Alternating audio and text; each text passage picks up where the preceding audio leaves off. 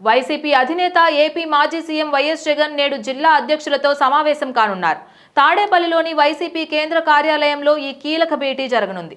ఇటీవల జరిగిన ఎన్నికల్లో పార్టీ ఓటమి అనంతరం జరుగుతున్న ఈ సమావేశానికి ప్రాధాన్యత ఏర్పడింది. రాష్ట్రంలో మారిన రాజకీయ పరిస్థితులు, భవిష్యత్తు కార్యాచరణపై ఈ సమావేశంలో ప్రధానంగా చర్చించనున్నట్లు సమాచారం.